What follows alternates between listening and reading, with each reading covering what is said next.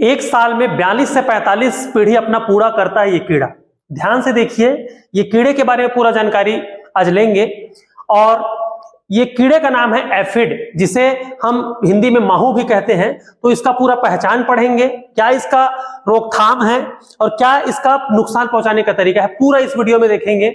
मैं जल्दी से आपको समझाने की कोशिश करता हूं कि ये कीड़ा कैसे नुकसान पहुंचाता है, क्या इसका पहचान है। सबसे पहले यदि आप इसके पूरा देखोगे इसको, तो सबसे पहले इसके पूरे बॉडी पे आपको एक पूरा सफेद रंग का एक हल्का परत दिखेगा, ठीक है, मोम का एक परत दिखेगा। दूसरा चीज, इस पे कुछ बैंड बने हुए हैं, देखिए ध्यान से देखिए, ऐसे बैंड बने हुए हैं, ठीक है, जो लास्ट में आके एक सिंगल लाइन पे हो जाए। दो साइड से आपको बैंड दिखेगा ऐसे, ये देखिए, इसमें भी देखिए दो साइड से, दोनों साइड से एक बैंड दिख रहा है और लास्ट में आकर के सिंगल हो जाता है।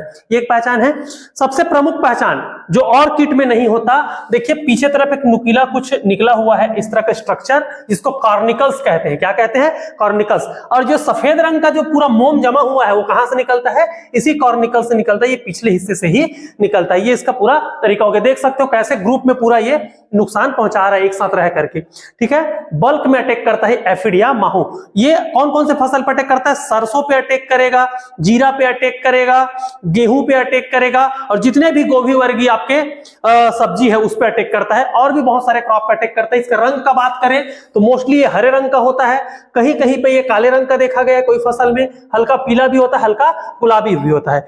ये इसका पहचान हो गया, ठीक है। अगला चीज देखते हैं हम, मोस्ट टाइम पीछे, जैसे जैसे वातावरण में उमस बढ़ते जाता है, ह्यूमिडिटी बढ़ते जाता है, तो ये ज्यादा अटैक करता है और ये प्रचंड होते जाता है, ठीक है। अब हम बात करते हैं इसका जनसंख्या इतना ज्यादा क्यों बढ़ता है। देख सकते हो कितना ज्यादा ग्रुप में ये एक साथ अटैक किया गया है, इसका जनसंख्या इतना क्यों बढ़ता है। तो दो प्रमुख कारण मैं बता रहा हूं इसको। इसमें देखिए, बाकी जीवों में जनसंख्या बढ़ाने के लिए प्रजनन की जरूरत होती है, और प्रजनन करने के लिए नर और मादा दोनों चाहिए, मेल फीमेल दोनों चाहिए। लेकिन माहू ऐसा कीट है जिसमें नर की आवश्यकता नहीं पड़ती।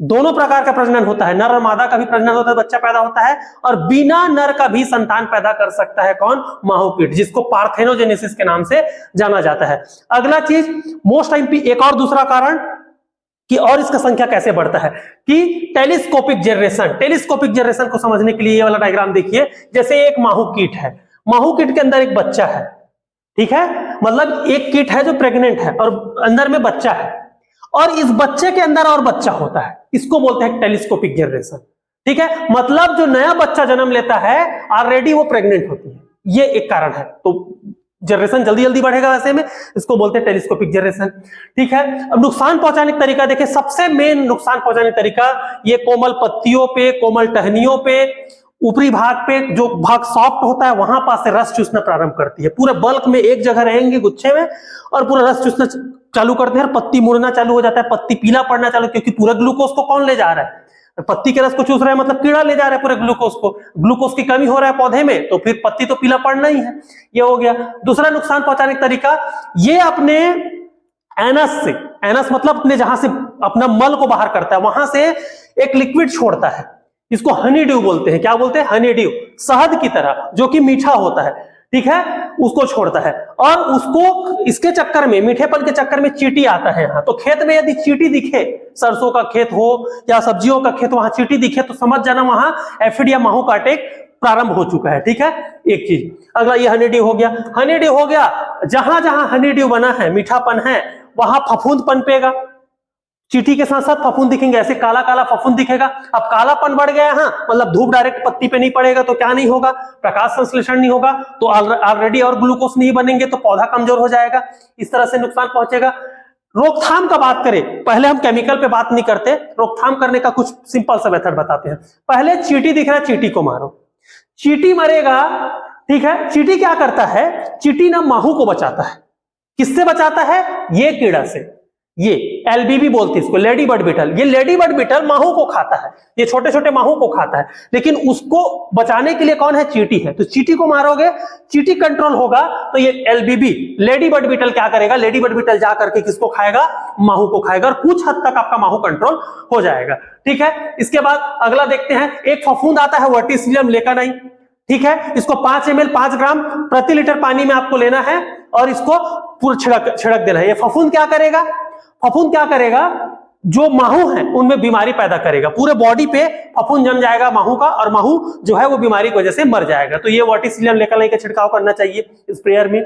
ठीक है, अगला चीज हम केमिकल का बात करें, 4-5 केमिकल है जिसको बदल बदल कर यूज करना है, एक ही दवाई बार बार यूज नहीं करना है, उससे कीड़े में प्रतिरोधक क्षमता पैदा हो जाता है। ठीक है, और वो मरता नहीं है, कीड़े आसानी से मरते। तो पहला इमिडाक्लोरोप्रिड डालना है ना, या फिर क्या डालना है, उसके जगह इमिडाक्लोरोप्रिड नहीं है तो दोनों में से कोई एक, थायामेथोक्सान करके एक दवाई आता है उसको छिड़काव करना है। ठीक है, उसके अलावा अगला दवाई, और जब अगली बार डाल रहे हो तो क्या डालना है, फ्लोनिकामिड ये दवाई आता है उसको डालना है 8 ग्राम प्रति 15 लीटर पानी में मिला करके, और रोटेट कर करके डालना है दवाई को। तो डाइमेथोएट डालना है। ठीक है, डाइमेथोएट डालना है। उसके बाद अगला दवाई स्पाइनोटेट्रामेड डालना है। अलग अलग दवाई आपको उपयोग करना है, एक साथ कोई दवाई मिक्स करके नहीं करना है उपयोग। ठीक है, सल्फोक्साफ्लोर ये सब चीज ध्यान में रखना है। ठीक है, क्लियर इतना? तो ये सभी चीज मैं आपको केमिकल कंट्रोल के साथ बताया। माहू काफी खतरनाक कीड़ा है, सरसों में तो पूरा अभी आतंक मचा करके रखता है, बहुत ज्यादा नुकसान पहुंचाता है। ये एक तरीका हो गया इन सब कीड़े को कंट्रोल करने का। ठीक है, अलग अलग दवाई का ही उपयोग करना है ताकि कीट में प्रतिरोधक क्षमता पैदा मत हो दवाई के प्रति, कीटनाशी के प्रति। अगर वीडियो अच्छा लगे तो जरूर शेयर करिए, और भी कुछ टॉपिक पे वीडियो चाहिए तो जरूर कमेंट करिए। धन्यवाद।